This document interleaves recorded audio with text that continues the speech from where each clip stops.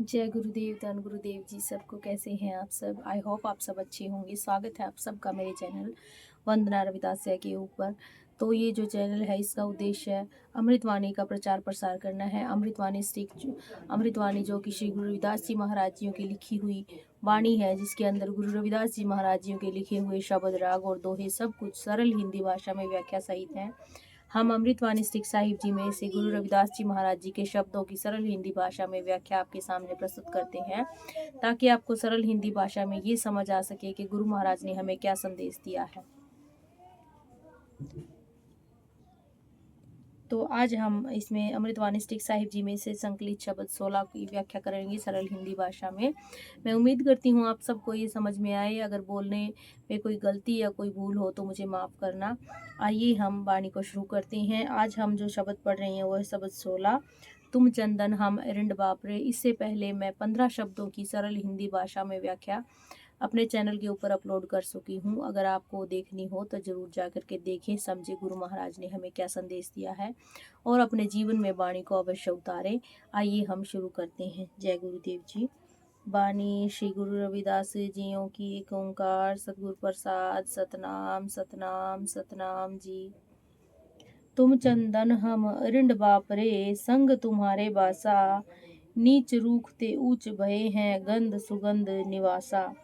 माधो सत्संगत शरण तुम्हारी, हम अवगुण तुम उपकारी रहाओ। माफ करो। तुम मखतूल सफेद सपियल, हम बपुरे जसकीरा। सतसंगत मिल रही है माधो, जैसे मधुप मखीरा। जाति ओछा पाती ओछा, ओछा जन्म हमारा। राजा राम की सेव न कीनी, कह रविदास चमारा। सतगुरु रविदास जी महाराज जीवों को सत्संगत में मधुमक्खियों की तरह मिलकर रहने का पावन उपदेश देते हैं। तुम चंदन हम अरिंड बापरे, संग तुम्हारे बासा। नीच रूखते ऊंच भये हैं, गंध सुगंध निवासा। हे प्रभु जी, आप संसार में चंदन की भांति श्रेष्ठ हो। हम संसारिक जीव विकारों के कारण अरिंड की तरह गुणहीन हैं, पर जैसे चंदन के पास अरिंड का वास होता है, ऐसे ही प्रभु जी हमारा वास आपके पास है।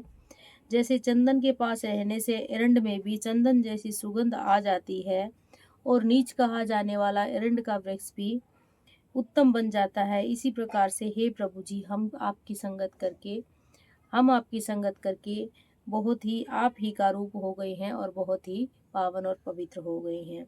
सदगुरु कबीर साहब जी वर्णन करते हैं, कबीर चंदन का बिरवा भला, बेड़ियो ढाक पलास। ओई भी चंदन होए, रहे बसे जो चंदन पास।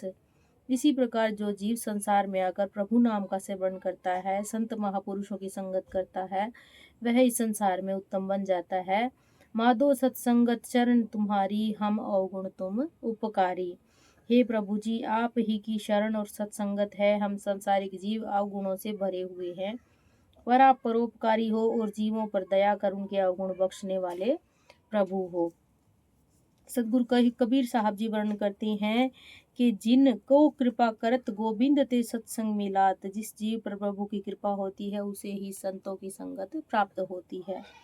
तुम मखतूल सफेद सपियल, हम बपुरे जसकीरा।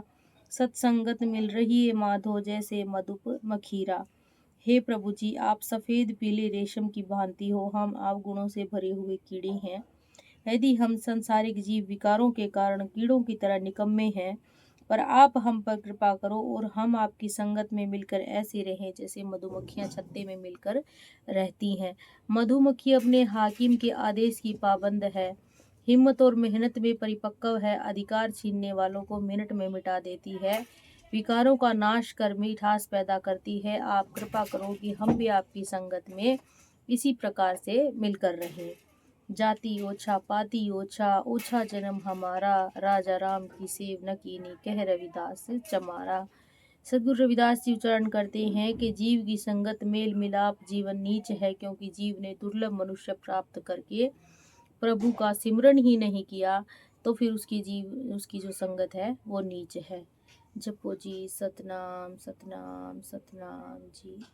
बोले सो निर्भय श्री गुरु रविदास जी महाराज की जय।